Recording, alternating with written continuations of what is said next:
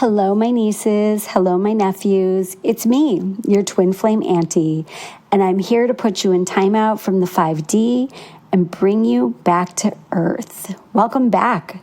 Today, I want to talk about a phrase that I think gets thrown around just a little too much in the twin flame community, and that is the third party. In these circles, when the person that you are connected to moves on, starts a relationship, even gets married, the twin flame community just loves to label that new person a third party or a karmic. And I do believe that karmics are real, but I believe that sometimes we look at them as a temporary placeholder until your DM wakes up and comes back to you.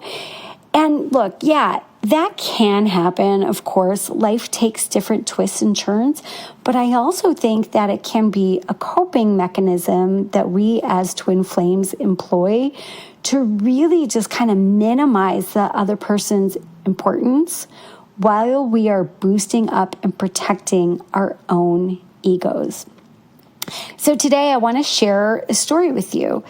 It is not only my story, but it's my twin flame story and the story of the woman that my twin flame fell in love with. Now, we would love to call her a third party, but in actuality, she was the love of his 3D life. And my opinion is that I think he still really loves her to this day.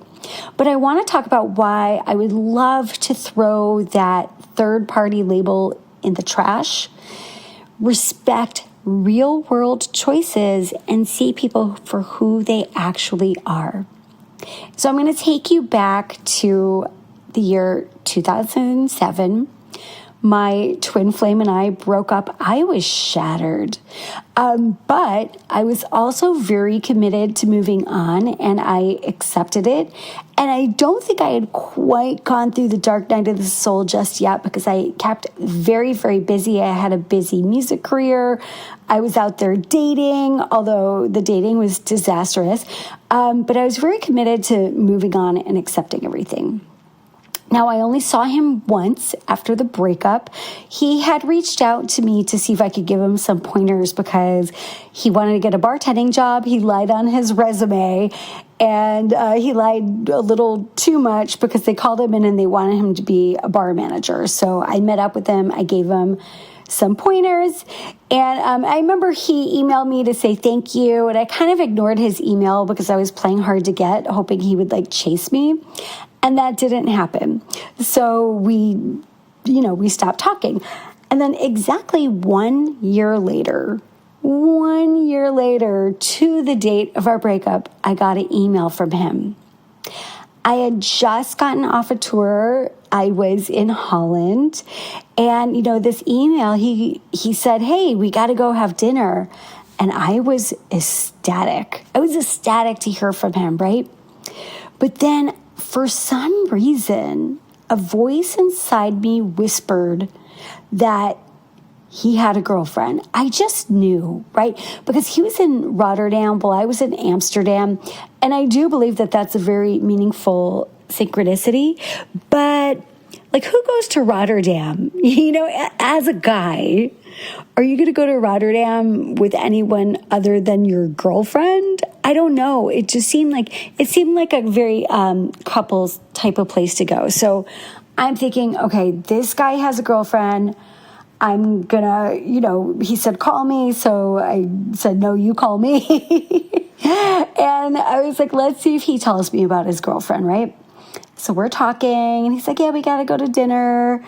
And then I say, it's really interesting that we were in Holland at the same time, but why did you go to Rotterdam? And he said, oh, well, it's such a cool city. And I said, yes, but why did you go to Rotterdam specifically? And then he said, well, I went with my girlfriend. And I was crushed. I wasn't so much crushed that he had a girlfriend. I was expecting him to have a girlfriend by this point if he wasn't coming back. I was crushed that he would feel okay calling me up and taking me out to dinner, having a girlfriend, especially since they had just gone on a trip together. So that is where my true dark night of the soul started, and it lasted 4 years. So I just said hey, I'm going to go. I hung up on him. He emailed me saying he never wanted to hurt me. And I probably sent him one of the most scathing emails I've ever sent anyone in my life. And then I also said, you know what? Show your girlfriend some respect. I felt very bad for her. As bad as I felt for myself, I felt a million times worse for her. I couldn't imagine going on a trip to a foreign country with someone who's about to become a life partner, and then having them reach out to an ex-girlfriend and not even tell them about me. If the shoe was on the other foot, I would have been devastated. And I'm not going to lie, I almost thought about trying to figure out who she was and reaching out to her. I didn't do that at the time, though. But in the middle of that devastation, I knew that her feelings mattered. That's not a third party. That is a human being that's about to get into a relationship with my twin flame. But I was heading into the dark night of the soul, so that's what we were doing. And it was pretty gnarly for a few years, to be honest. But life went on. And I did see strange synchronicities. I remember a few years after the dark night of the soul started to ease up, I felt ready to date again, right? So I get into a relationship and I go to my new boyfriend's house for the first time. And there's a flyer for my twin flames band on my boyfriend's nightstand. And I had not seen this guy in years. And they played the same instrument. I said, hey, my ex-boyfriend's in that band. And my boyfriend at the time was actually very impressed that I dated this guy. But I was like, wow, it's pretty weird. And, I would meet people that looked like him, or I'd run into his friends in strange places. But I had no real contact with my twin flame. And then 15 years later, the telepathy starts, or the intuitive pull, or whatever it was. I'm still very intrigued by whatever that was. But a voice inside me said, go to YouTube, look him up. And I had never done that before. I could have gone to Facebook, but I don't know why I went to YouTube. So I go to YouTube, I look him up, and I find a podcast that he had just done a few weeks prior talking about his life. And for the first time, the missing pieces of all that timeline stuff, it just clicked, right? So the podcast was about bartenders. And I was like, oh, wow, that's really interesting, because I helped this guy prepare for his first bartending job. And so his podcast started, basically his story started the week after I saw him last. So like I said, he had reached out and I helped him out. And so he talked about that time period, getting ready for this job where he had lied on his resume, and how he had to call up friends to get advice and get a notebook out and take notes. I remember the notebook, right? And then he talked about falling in love with a woman and moving across the country to be with her. And that was the girlfriend that he had taken to Rotterdam when he called me for dinner. So I'm guessing that he was starting to fall in love with her when they went on vacation. And you know what? Maybe he had to just talk to me to kind of compare. I don't know to this day. I don't know if I'll ever really know. But he stayed with her for 5 years. And like I said, he moved out to Wisconsin. She wanted to stay near her family. She had a really great job. But after about 3 years, he convinced her to leave that behind and move to Chicago so he could pursue his music career, because that's where most of his gigs were. So she gave up her job, she gave up her stability and her proximity to her family for him. And she was still, within driving distance to her family, but this was a foundation that she had that she was willing to give up for the relationship. And so what do you think happened when they moved to Chicago? Where do you think they were at a year later? They broke up. So yeah, his career started taking off and their relationship unraveled. And it seems like obviously I wasn't there, so I don't know what happened, but it seems like he didn't really fight for her, or he didn't really do the work to keep that relationship going. And I also know I would read, because I am nosy, us twin flames, we are nosy little detectives. And I had kind of seen some posts on Facebook about how he was on the road and getting hammered. And I felt for her.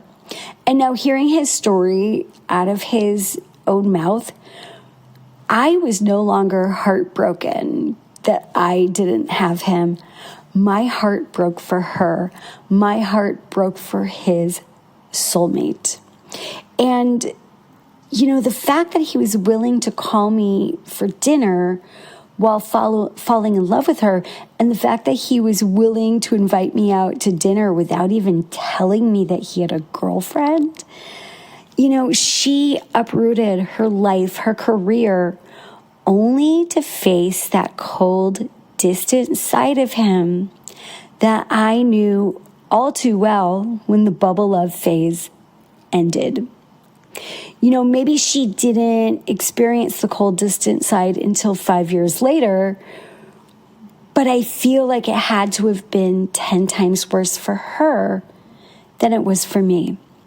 And I want to say that when this man is invested, he is amazing, just an incredible man. But when he's not, he becomes completely detached, avoidant. He doesn't know how to talk about it, right? Or at least, I don't know, maybe it's been almost 20 years, so maybe he does now, but at that point he didn't.